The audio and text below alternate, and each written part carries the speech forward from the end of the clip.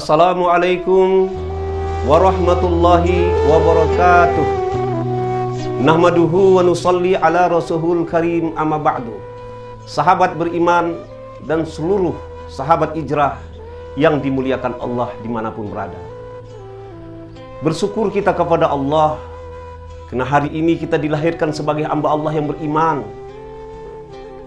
Saudaraku, orang-orang beriman itu adalah orang yang mulia hidupnya di sisi Allah. Meskipun dalam hidupnya tidak memiliki pangkat, jabatan, harta, dan terendah di antara kasta-kasta yang lain, namun dia memiliki iman yang sahih, maka Allah akan muliakan dia. Ketahuilah, sesungguhnya Allah tidak letakkan itu kejayaan itu di dalam harta. Kalau Allah letakkan kebahagiaan itu dalam harta, kejayaan itu dalam harta, tentu Qarun laknatullah alaihi lah yang akan bahagia. Dari terbentang dunia sampai ke akhir kiamat, belum ada menandingi kekayaan Qarun laknatullah alaihi. Ini adalah sepupu Nabi Musa. Dia bangga dengan kekayaannya. Dia sangka dia berjaya dengan kekayaannya. Allah laknat dia. Allah tenggelamkan dia dalam perut bumi. Sampai hari ini orang dapat harta dalam tanah dikatakan harta Qarun.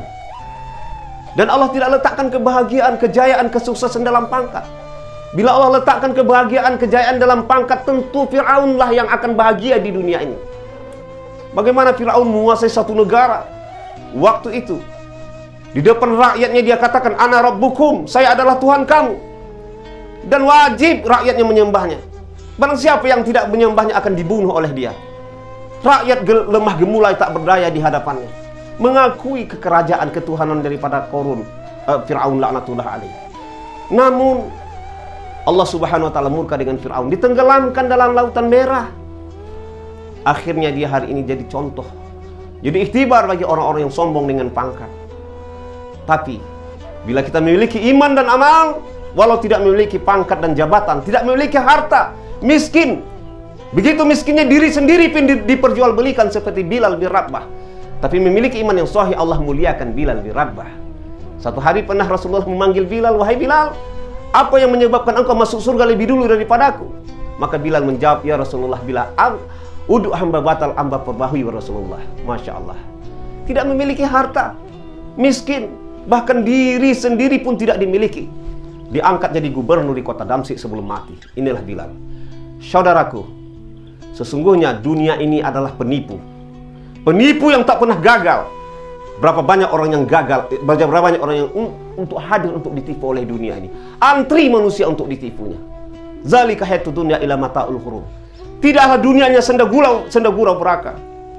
Ibnu Abbas menulis dalam tafsir beliau, mengatakan dalam tafsir beliau, mata'ul ghurur itu adalah sesuatu yang tidak layak untuk dibicarakan. Adalah kotoran wanita yang datang bulan.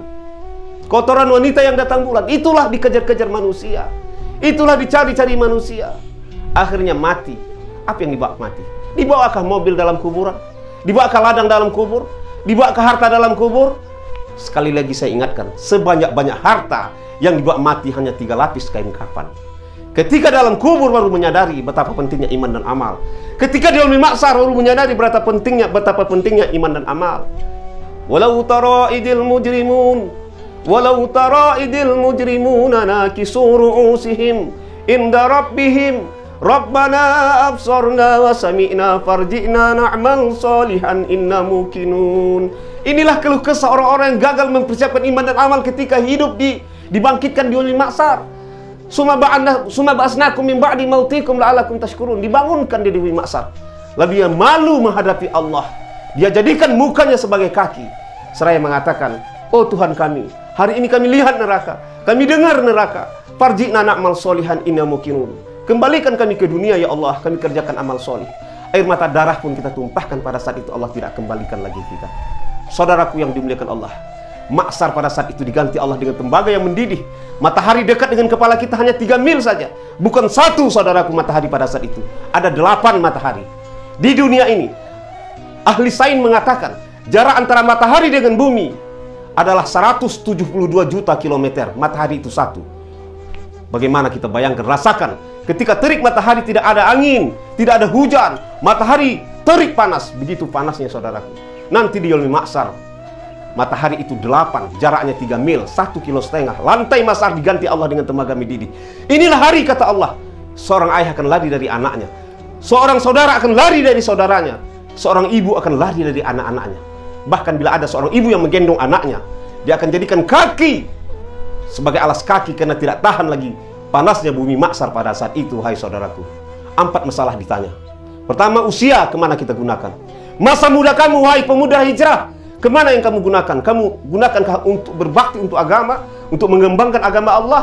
Maka kalianlah akan dapat pemuda-pemuda yang berdiri di bawah naungan arsy ilahi nanti, di bawah panji-panji Rasulullah SAW. Saya doakan, wahai pemuda hijrah, pemuda akhir zaman, kalian pegang ini agama, kalian hemban ini agama, jadikan agama sebagai maksud dan tujuan hidup kalian, dakwahkan ini agama ke seluruh dunia. Amin.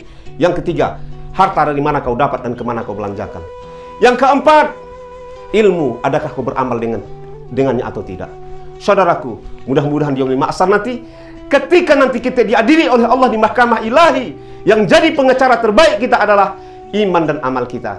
Amin. Amin ya rabbal alamin. Assalamualaikum warahmatullahi wabarakatuh.